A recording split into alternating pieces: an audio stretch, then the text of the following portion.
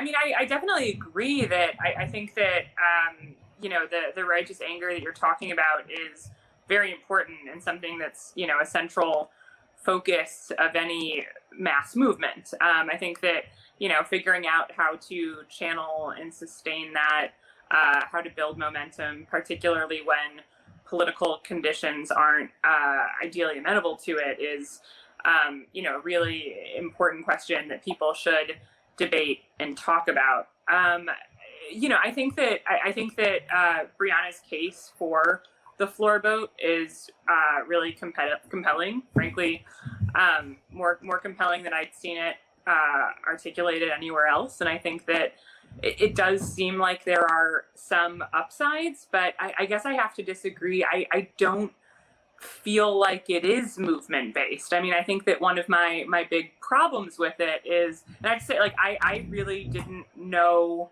much, if anything, about Jimmy Dore before this happened. So I wasn't bringing any, preconceived notions or baggage into this. But I do have to say that I was very turned off by the conversation and the way that the debate, and I think, tactical strategic debate is great. Right. Like, I don't think that shouldn't happen. But I did feel like there was this immediate insistence that, whether or not you support forcing a floor vote is a litmus test of whether or not you're an actual Medicare for all supporter, which was very top down. I mean, this isn't something that is coming from a movement. And I noticed like a pretty significant divergence in a lot of cases between like what organizers and, on the ground movement people were saying about this versus like what Jimmy Dore fans were saying about this. So, I don't know. I don't know if I necessarily see it as a mobilizing demand as it stands now. I think that, the propagandistic value of we don't get a set of drinks. No, dirty martini, baby. Ooh. I'm having something very similar, but without the sugar. It's called tequila soda with lime. Oh, that's your thing. That's your go-to. I'm having more like Lambrusco. That's what I used to drink when I was in my 20s in Miami. I'm doing a raspberry bubbly. Oh, nice. That sounds good. Yeah. It's the same thing I have. Weird.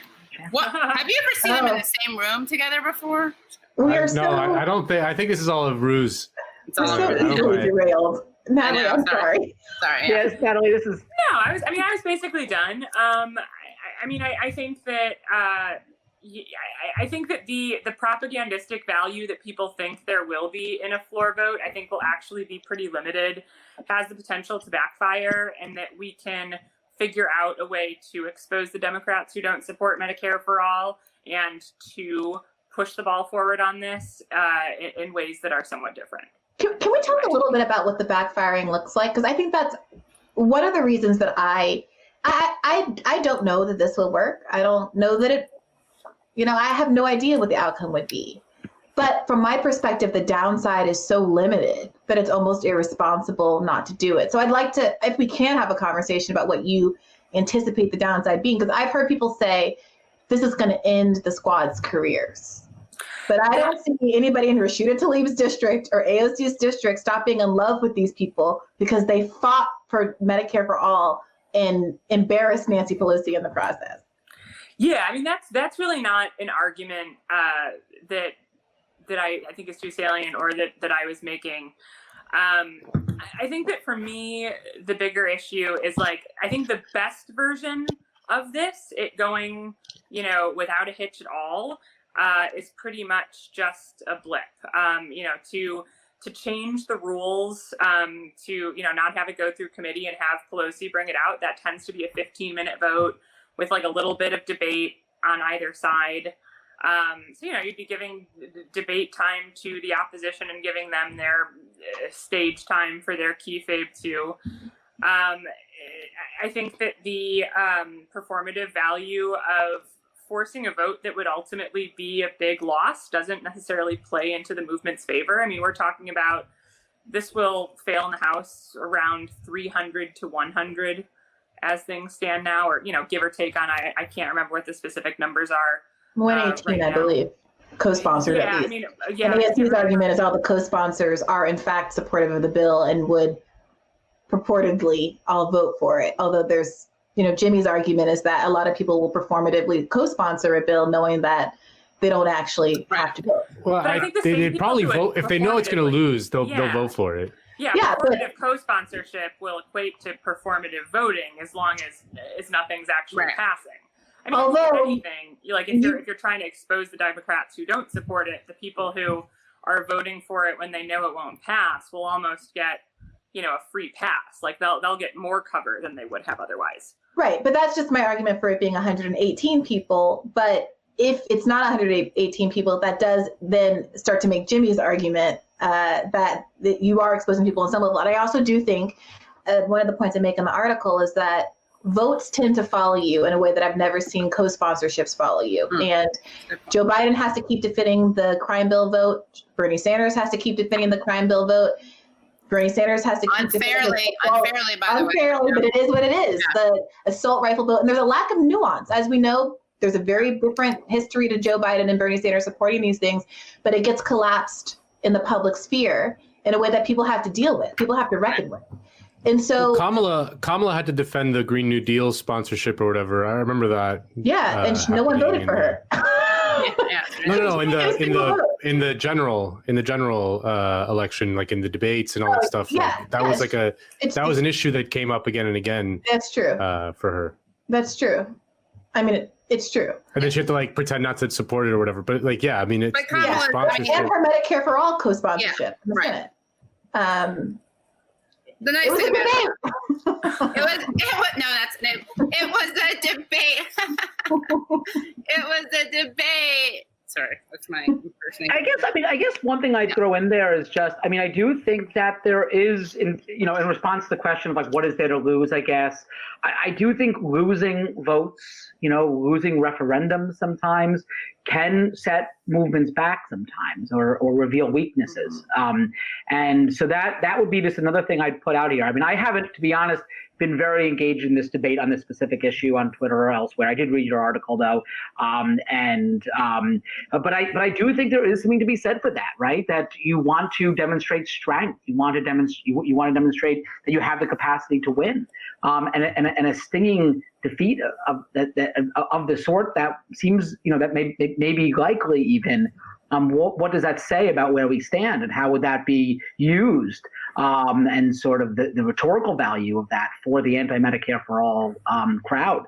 So I do worry about a premature sort of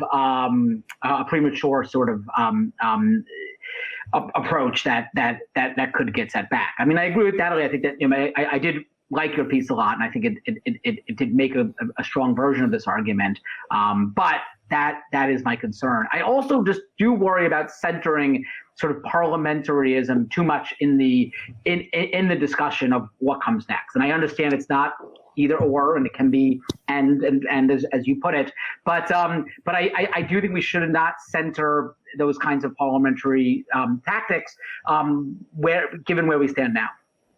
So here's how I see it. I want to give a lot of respect and credit to David Cerruti here, because I think that he really advanced the conversation and adds a lot to it with his article. But the way I see this pitched is Nancy Pelosi can't be Speaker of the House unless she meaningfully commits to the idea of Medicare for all, as 14 million Americans have been kicked off their health insurance. Whereas some of the pay-go and changing the way out, swapping out the Ways and Means chair aspects of it are wonky and parliamentary, although they're substantive and important. The crux of this, and I think this is the inextricable piece of it, is the piece that says, here's this woman that 3/4 of Americans think should step down. We're going to say she absolutely must, unless she gives us the thing that 88% of Democrats and 72% of Americans actually want.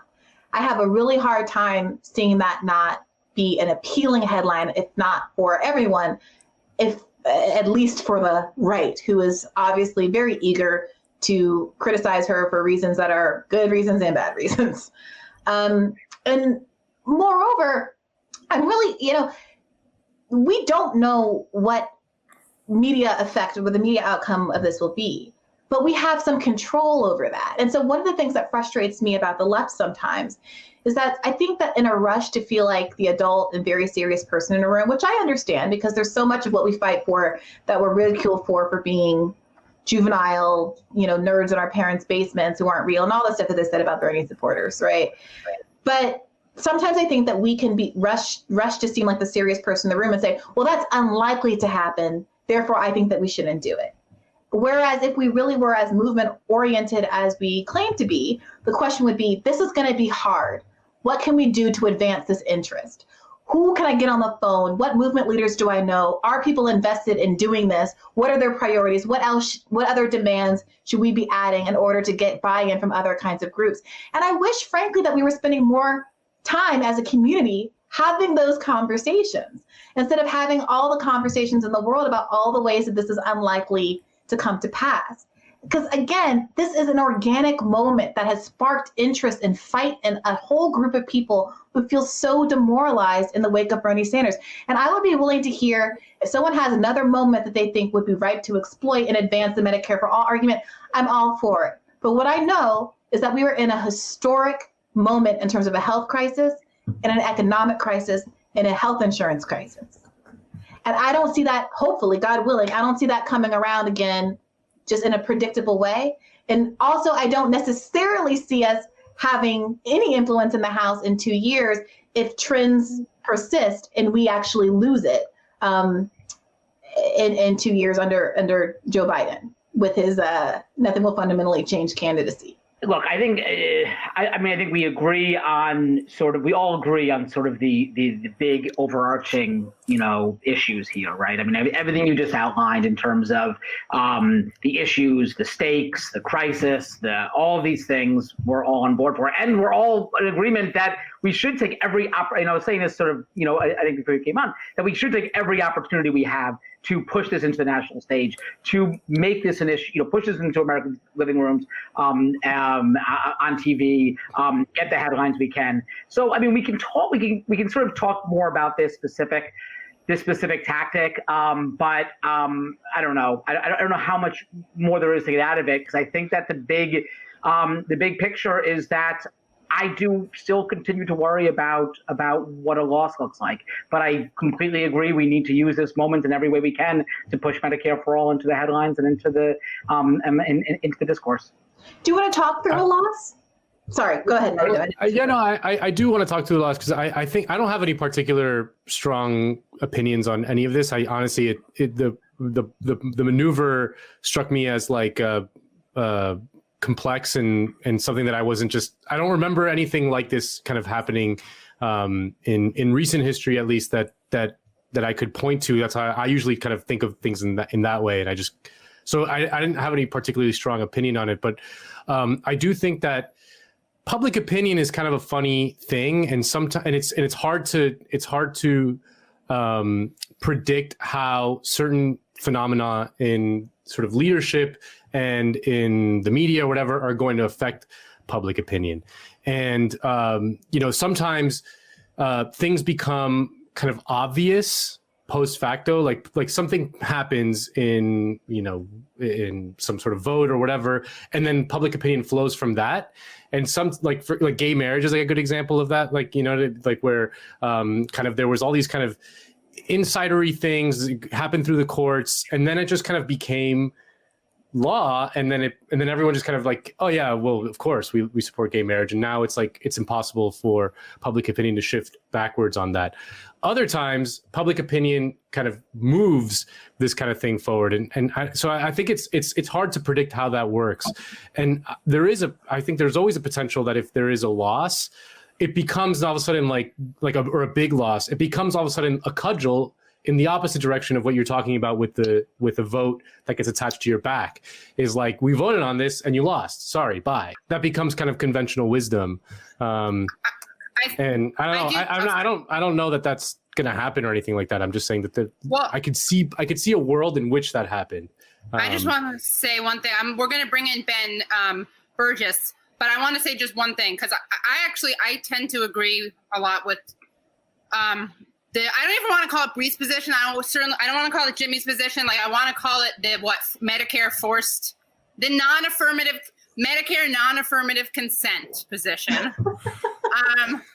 But no, I mean, seriously, I do, like, what I would say for real is that, like, I do think we are very timid often.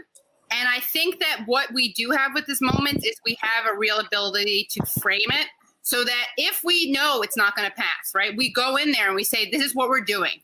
We are going to show that this is going to be, and, you know, like, imagine the speakers who could speak on this. You know, 20 years ago, 10 years, whatever, they always said this wouldn't pass, and it was voted, and we lost, and we had to keep fighting. But this is going to be a moment. And I think that we can frame it that way so that it doesn't feed into the loser narrative. Because it's true, of course. Like, it's easy to take the wind out of the sails of a movement when you have, like, a built-in non-victory. I do, though, think that there's a lot of, like, things in our favor. I mean, like, don't thank God for small, like, the pandemic.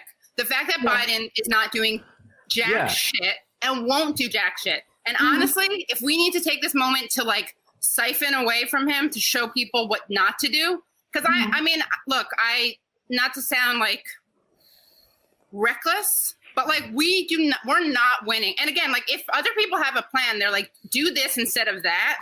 Like, I'm open to it, and I'm very happy. Plan, not just negging. Yeah, not just negging. And again, I'm not, like, talking shit on people for negging. It's not like my way or the highway at all. That's how I pick up chicks. Negging, yeah. But I also think, honestly, even if this is messy and counterproductive, like, on some levels, like, I think that there's value in scaring. I think there's value in scaring politicians, like, into, like, they have to be on there, even if it backfires. Like, this should be an issue that's toxic to come down on the wrong side of. And I do think that, you know, you keep hearing, and this is not your guys' argument at all, but you libs love saying, like, it's not even going to pass anyway. What's the point? Like, no, we actually have, in some ways, we have, like, a freedom in that. Given that it won't pass, we can, like, frame it how we want. Anyway, let me bring briefly to Nanda's point directly, though. Yeah, and now I just want to point out that 120 odd Republicans just voted to throw out all of the ballots and declare Donald Trump president, and there will be absolutely no consequences for that. All of the liberal media outlets celebrated, you know, Mitch McConnell for saying that Joe Biden was the next president. We're all going to move on. No one's going to be prosecuted for anything under the Trump administration. There are going to be absolutely no consequences. So Republicans go balls to the wall all the time and burn the house down, and they understand that political memory is short and that these things are what you make of them. And during the campaign, I frankly wish that sometimes Bernie Sanders would understand that the media wasn't going to be on his side and use theater. Get a bunch of uninsured people. That powerful woman, video of that woman whose kid, she had to go to Canada to get her kid diabetes medicine because she couldn't afford it, and the kid almost died. She's sitting there crying on the border. Those kind of stunts demand attention at a certain point. And maybe it won't work, but we know what the media is. We are not going to get any accountability out of the media or our elected officials on this issue. So we can wait. But I don't think it's going to change. The polls are already on our side. Everything's on our side. So what are we waiting for circumstantially to change before we push and force people to recognize that there is this gulf between what people want and what our elected officials are willing to offer? I totally agree with that the media is beyond hope and whatever. Which is, I think, to me, an argument that some sort of parliamentary maneuver within the halls of Congress is the exact wrong way to do it, because that's going to be hyper controlled by the media. Something like, I don't know, for example, some stunty thing like every single uninsured person in Washington, D.C. just camping out outside. That is a stunty thing. No, but we do that we can too. Control That's I'm sure. Yeah. I'm sure really that's part of this argument that I made that I really wish people wouldn't breeze over. That labor has to be involved. Activist groups have to be involved. But what we see is, I think Natalie made this point earlier, you don't know which way was going to galvanize which. Sometimes something that happens in the halls of Congress galvanizes the people to act. Sometimes something that's grassroots, like the George Floyd shooting, galvanizes the public to act. But what we know is that this is a moment that could be potentially exploited. And with such limited downsides, the only argument I'm making is it is negligent to not exploit an opportunity to embarrass one of the most reviled elected politicians in the country, who shouldn't be in office anyway, and demand something of her in this moment. And I don't think it's just procedurally, it's being described as parliamentary. I think if you say, yeah, we want to get Richard Neal out of the Ways and Means Commission, that feels parliamentary. I think if you say Nancy Pelosi doesn't get to be speaker again unless she makes Congress seriously consider Medicare for all, as millions of people, as hundreds of thousands of people are dying and millions of people are kicked off their health insurance, that stops being procedural. That starts being a matter of the heart. And I think Americans understand the difference.